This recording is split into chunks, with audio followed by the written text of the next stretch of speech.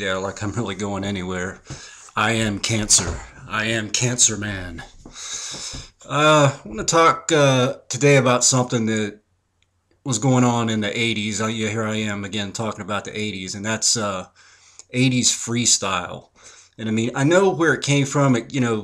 Back in the day when people were cruising around pretending to surf, and it was like Laura Thornhill, and it was just something that could be done, in a relatively small area.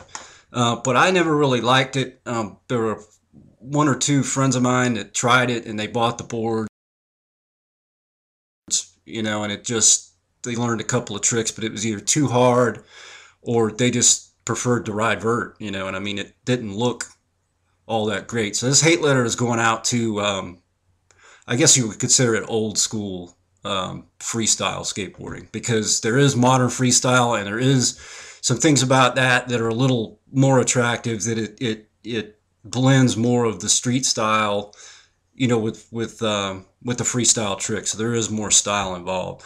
Well, I'll get right down to it. There's a couple of skaters that were really into it, namely Steve Rocco, Rodney Mullen, Kevin Harris, Per Willander, and Primo, Deza, whatever, and the thing was, it was like Per Willander. It was like he wanted to look like Sting. He did look like Sting. He didn't look like Police Sting. There was nothing menacing about him. He looked like Dream of the Blue Turtle Sting. And, it was just, most of these street skaters, Rodney Mullen, the skaters would get out there and they would spin their wheels and they would wiggle their asses. And, it just came off to me as looking rather, just not very manly. But as time went on, one of the first videos that had Per Willander in it, he comes flying out of a manhole. Nu då! Oj, här kommer brädan! Helt suveränt! Här var stället! Suveränt! Vad är det? Vad är läget?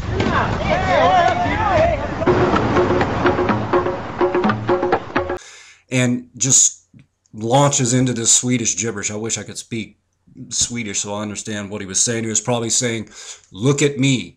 I am skateboarding. I am over there. Please watch. I am the greatest." And really, they go through the routine, and they're doing that. The only really good saving grace of that part right there is that wino that's over there clapping, and then the little girl almost gets nailed with a tricycle. But I was never into. There was a couple of tricks that I did respect. I think the Impossible was a really good trick, and it was certainly groundbreaking when it was adapted to street style or street skating. And also there were a couple of things that I tried to do. Kick flips basically came from that. I mean, ollies. And one trick that was really tough, I just didn't have the strength for it, was the yo-yo plant, which you see in Future Primitive again with, Rodney Mullen. What he would do is he would fakie back, and then he would just go up into this invert and come down. And don't get that confused with a street plant, because it ain't. And let me tell you something, this little 125-pound weakling tried him over and over again and could never do it. I just didn't have the upper body strength. I just couldn't muster it. Rodney Mullen, I mean, yeah, he's kind of spacey, and he sounds like he's on laughing gas. I mean, just like he's just been to a trip to the dentist. Well, he needs to go to a dentist. I think his father's a dentist, right? So he can go get his grill worked on. But he just sounded like he was on something, and high, and speaking in platitudes, and really, just coming off as like he's in his own world, a three-dimensional thought or whatever that's in his mind, but he really could not articulate any sort of simple concepts when you interview the guy. It was like he was drinking idiot milkshakes or something. I never liked Rodney Mullen. High-pitched voice just grated on me. But like I said, he was groundbreaking in the fact that he was to Flatland what Tony Hawk would have been to vert, and he was amazing. The first time you saw him, and it's like it just kind of gets old. So let's talk about Steve Rocco. Now, Rocco is one of those entrepreneurs, great entrepreneur, impresarios, businessmen, innovators, and his company really did some interesting things. I mean, I'm not, I used to work at a warehouse, and when we see the new World Industries products come in, we were really blown away by some of them.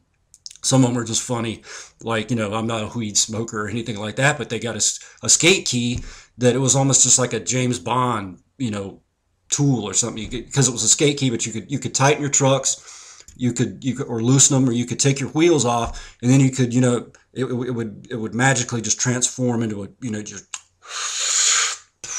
like that. You put it in your pocket, and whenever you want to get irie or whatever, then you do it. But just freestyle in general, I really didn't get it. And the clothing was tight, pads. Rodney Mullen would wear pads, full helmet, all that, and it just kind of turned me off. And then after a while, you can only watch something being done in a 10-foot square area, so for so long before you just get pissed off, or you piss yourself off.